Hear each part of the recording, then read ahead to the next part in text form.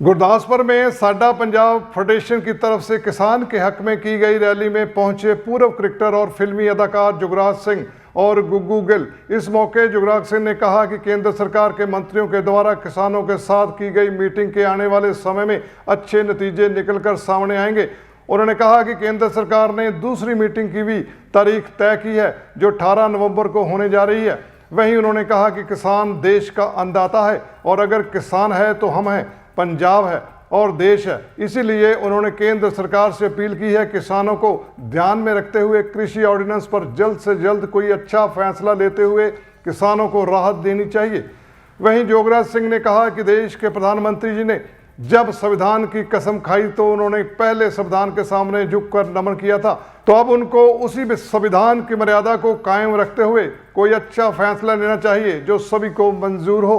सत श्री अकाल जी। अज असीं गुरदासपुर किसानी रोज़ धरने दे विच शामिल होण लई आए हाँ।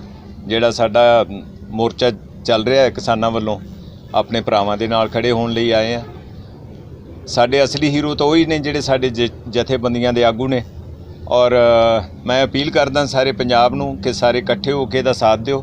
और दूसरी गल ये है कि बिल्कुल शांतमई तरीके नाल पुरअमन तरीके दे नाल आपां इस मुजाहरे नूं इस मोर्चे नूं जारी रखना है, फिर ही आपां नूं कुछ मिल सकदा। असीं नाल हैं जी। असीं पहले ही तुहानूं दस चुके हैं कि जो फैसला करना वो तो साडे जथेदारां ने करना, आगूआं ने करना, किसानी आगूआं ने। ते बाकी आपां मैं ही की सारा पंजाब सारा यूथ बड़ा साथ दे रहा। सारे तो आपां उन्हां दे हिस्सेदार हैं इस एजिटेशन दे, लेकिन साडे असली आगू तो वही ने जो फैसला करनगे उहदे ते फुल चढ़ाउणे। मैं तीजी वारी गुरदासपुर आया और मैनूं बड़ी खुशी हुंदी इत्थे आके, क्योंकि इत्थे एक जिहड़े लोग ने वो बड़े जज्बाती ने और गल नूं बड़े ध्यान नाल सुणदे ने। ये गल नहीं है, एक गल दी बड़ी खुशी हुई है मैनूं और मेरा ख्याल ਉਹਦਾ मैं वेलकम भी करदा। आपां नूं करना भी चाहिए कि आपां 13 तरीक नूं साडे किसान जथेबंदियां गईयां सी तो सरकार ने सेंटर सरकार ने 18 नूं फिर उन्होंने बुलाया और मैनूं उम्मीद है कि भी जिहड़ा उत्थे मीटिंग होगी सरकार इस गल नूं समझना चाहिए सरकार नूं कि जिहड़ा किसानां दा मुद्दा है कोई कल्ला पंजाब दा नहीं, सारे हिंदुस्तान दा। और मैनूं बड़ी उम्मीद है कि 18 तरीक नूं जद भी ये जथेबंदियां जाके उत्थे गलबात होगी तो कोई इहो जिहा सिट्टा निकलूगा। और सरकार नूं सोचना चाहिए कि ये कोई आम मुद्दा नहीं है, बहुत बड़ा मुद्दा है। आफ्टर ऑल जिहड़ा किसान है या जिन्ने भी वर्ग के लोग ने हिंदुस्तान दे विच कल्ले पंजाब दे नहीं, ये मसला बड़ा गंभीर है और इस मसले के उत्ते कुछ इहो जिहा सिट्टा निकलना चाहिए जिहड़ा कि दोनों धरां नूं बहुत चंगा लगे। और मैनूं उम्मीद है कि जब इस मीटिंग 18 तरीक तो बाद जब मीटिंग खत्म होगी और जब साडे किसान जथेबंदियां वापस आउणगियां तो एक बड़ा खुशी का माहौल होना चाहिए। मैं इस चीज़ नूं वेलकम इस करके करदा क्योंकि सरकार ने ये गल नूं सोचिया कि सानूं मान तन इज्जत पंजाब दे किसानां नूं देनियां चाहिए, जिहड़ा दित्ती भी है। उस दिन 7 घंटे मीटिंग चली, दोबारा उन्होंने बुलाया। मैं उम्मीद करदा और मैं हथ जोड़ के बेनती भी करदा सेंटर सरकार नूं कि तुसी वाजिब लोग हो जिहड़ा हिंदुस्तान नूं चला रहे हो, पंजाब भी तुहाडा हिस्सा है, असी भी तुहाडे ही हाँ, तुसी साडे हो। थोड़ा जिहा जे तुसी गौर करोगे इस गल ते जिहड़े तुसी बिल पास कीते ने, तुहानूं किते महसूस होऊगा भी किते तुहाडे तो गलती हुई है और उस गलती नूं सुधारन वास्ते मैं कोई ये नहीं कह रहा कि तुसी अपनी तुहाडी ईगो हर्ट नहीं होनी चाहिए, पर तुसी ये सोच के चलो कि किसान साडे अन्नदाता ने और अन्नदाता दे चरना च हमेशा सिर झुकाया जाता है। सो मैनूं उम्मीद है कि 18 तरीक नूं जद ये गल होगी तो एक बड़ा अच्छा माहौल बन के वापस आऊगा। ये उम्मीद हमेशा रखनी चाहिए क्योंकि हर गल बातचीत के नाल ही गल्लां बातां नाल ही पूरी होंदी है। एक मैं गल होर कहना चाहुंदा, मैं प्रधानमंत्री जी नूं, मोदी जी नूं ये अपील करना चाहुंदा और कहना चाहुंदा कि जब तुसी अपने अहुदा संभालिया सी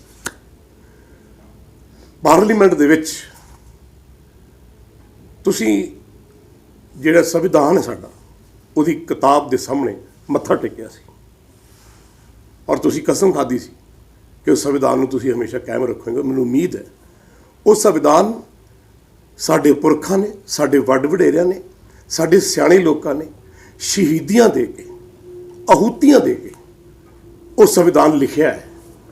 ਔਰ ਮੈਨੂੰ ਉਮੀਦ ਹੈ ਕਿ ਪ੍ਰਧਾਨ ਮੰਤਰੀ ਜੀ ਤੁਸੀਂ ਉਸ ਸੰਵਿਧਾਨ ਦੀ ਸਪਿਰਿਟ ਹੈ ਜਿਹੜੀ, ਉਸ ਸੰਵਿਧਾਨ ਦੀ ਜਿਹੜੀ ਇੱਕ ਮਰਿਆਦਾ ਹੈ ਉਹਨੂੰ ਕਾਇਮ ਰੱਖੋਗੇ। ਉਸ ਮਰਿਆਦਾ ਤੇ ਹੀ ਸਾਰਾ ਵਰਗ ਟਿਕਿਆ ਹੋਇਆ ਹੈ ਹਿੰਦੁਸਤਾਨ ਦਾ। ਉਸ ਸੰਵਿਧਾਨ ਨੂੰ ਜਿਹਨੂੰ ਆਪਾਂ ਇੱਕ ਹਿੰਦੁਸਤਾਨ ਦਾ ਅਹਿਮ ਕਿਤਾਬ ਨਹੀਂ ਬਲਕਿ ਹਿੰਦੁਸਤਾਨ ਦੇ ਵਰਗ ਨੂੰ ਚਲਾਉਣਾ ਕਿਵੇਂ, ਹਿੰਦੁਸਤਾਨ ਨੂੰ ਚਲਾਉਣਾ ਕਿਵੇਂ ਹੈ, ਉਹਦੀ ਕਸਮ ਖਾ ਕੇ ਤੁਸੀਂ, ਮੈਨੂੰ ਉਮੀਦ ਹੈ ਕਿ ਤੁਸੀਂ ਉਹਨੂੰ ਮੱਦੇਨਜ਼ਰ ਰੱਖਦੇ ਹੋਏ ਜ਼ਰੂਰ ਉਹਦੀ ਪਾਲਣਾ ਕਰੋਗੇ। ਪੰਜਾਬ ਵੀ ਤੁਹਾਡਾ ਹੀ ਹੈ, ਅਸੀਂ ਵੀ ਹਿੰਦੁਸਤਾਨ ਦਾ ਹਿੱਸਾ ਹੈ ਤੇ ਸਾਡੇ ਵੱਲ ਜੇ ਤੁਸੀਂ ਨਿਗਾਹ ਮਾਰੋਗੇ ਜਾਂ ਸੰਵਿਧਾਨ ਦੇ ਥਰੂ ਸਾਡੇ ਨਾਲ ਗੱਲ ਕਰੋਗੇ ਤਾਂ ਮੈਨੂੰ ਪੂਰਾ ਯਕੀਨ ਹੈ ਕਿ ਹਿੰਦੁਸਤਾਨ ਦੇ ਸਾਰੇ ਲੋਕ, ਹਿੰਦੁਸਤਾਨ ਦੀਆਂ ਸਾਰੀਆਂ ਪਾਰਟੀਆਂ ਉਸ ਚੀਜ਼ ਨੂੰ ਮੱਦੇਨਜ਼ਰ ਰੱਖਦੇ ਹੋਏ ਪੰਜਾਬ ਦੇ ਕਿਸਾਨਾਂ ਨਾਲ, ਹਿੰਦੁਸਤਾਨ ਦੇ ਕਿਸਾਨਾਂ ਨਾਲ ਇਨਸਾਫ ਹੋਵੇਗਾ। ਪਰ ਮੈਂ ਗੱਲ ਹੋਰ ਕਹਿਣਾ ਚਾਹੁੰਦਾ, ਜਿੰਨੀਆਂ ਪਾਰਟੀਆਂ ਨੇ, ਦੂਜੀਆਂ ਸਾਰੀਆਂ ਜਿੰਨੀਆਂ ਵੀ ਆਨਰੇਬਲ ਪਾਰਟੀਆਂ ਨੇ ਜਾਂ ਲੀਡਰਸ ਨੇ, ਤੁਸੀਂ ਨਾ ਭੜਕਾਊ ਬਿਆਨ ਇਹੋ ਜਿਹੇ ਨਾ ਦਿਓ ਜਿਹਦੇ ਨਾਲ ਕੰਮ ਖਰਾਬ ਹੋਵੇ। ਆਪਾਂ ਆਪਸ 'ਚ ਬੈਠ ਕੇ, ਭਾਈਚਾਰੇ 'ਚ ਬੈਠ ਕੇ, ਆਫਟਰ ਆਲ ਆਪਾਂ ਜੇ ਸਾਰੇ ਇਕੱਠੇ ਹੋ ਕੇ ਆਪਣੇ ਬਜ਼ੁਰਗਾਂ ਨੂੰ ਮੱਦੇਨਜ਼ਰ ਰੱਖ ਕੇ ਉਸ ਸੰਵਿਧਾਨ ਨੂੰ ਵਿੱਚ ਮੱਦੇਨਜ਼ਰ ਰੱਖਦੇ ਪ੍ਰਧਾਨ ਮੰਤਰੀ ਜੀ ਇਹ ਗੱਲ ਕਰਨਗੇ, ਮੈਨੂੰ ਉਮੀਦ ਹੈ ਕਿ ਇਹ ਜਿਹੜਾ ਮਸਲਾ ਹੈ ਇਹ ਬੜੀ ਛੇਤੀ ਸੁਲਝੂਗਾ। ਜਿਹੜੇ ਕਿਸਾਨ ਨੇ ਉਹ ਸਾਰੇ ਹੀ ਵਰਗ ਦੇ ਲੋਕ, ਆਪਾਂ ਕਿਸਾਨ ਹੀ ਸੀਗੇ ਅੱਜ ਤੋਂ 100 ਸਾਲ 150 ਸਾਲ ਪਹਿਲਾਂ ਕਿਸਾਨ ਹੀ ਆ ਔਰ ਕਿਸਾਨ ਹੀ ਰਵਾਂਗੇ। ਤੇ ਆਪਾਂ ਨੂੰ ਉਸ ਮਿੱਟੀ ਦੀ ਕਸਮ ਹੋਣੀ ਚਾਹੀਦੀ ਹੈ ਜਿੱਥੇ ਸੰਵਿਧਾਨ ਲਿਖਿਆ ਗਿਆ ਸਾਡੇ ਬਜ਼ੁਰਗਾਂ ਦੇ ਹੱਥੀਂ, ਜਿਹੜੀ ਕਿਤਾਬ ਲਿਖੀ ਗਈ ਹੈ ਉਹਨੂੰ ਮੱਦੇਨਜ਼ਰ ਰੱਖਦੇ ਹੋਏ ਪ੍ਰਧਾਨ ਮੰਤਰੀ ਜੀ ਜ਼ਰੂਰ ਇਸ ਗੱਲ ਨੂੰ, ਮੇਰੀ ਹੱਥ ਜੋੜ ਕੇ ਅਪੀਲ ਹੈ, ਬੇਨਤੀ ਹੈ ਤੁਹਾਨੂੰ ਕਿ ਤੁਸੀਂ ਇਨਸਾਫ ਕਰੋਗੇ ਕਿਉਂਕਿ ਤੁਸੀਂ ਉਸ ਰਹਿਨੁਮਾ, ਉਸ ਤਖਤ ਸੁਤਾਜ ਦੇ ਮਾਲਕ ਹੋ। ਔਰ ਮੈਂ ਉਮੀਦ ਕਰਦਾ कि मेरी अपील ਨੂੰ ਤੁਸੀਂ प्लीज़ मद्देनजर ना करें। गुरदासपुर से जितेंद्र कुंडल की रिपोर्ट।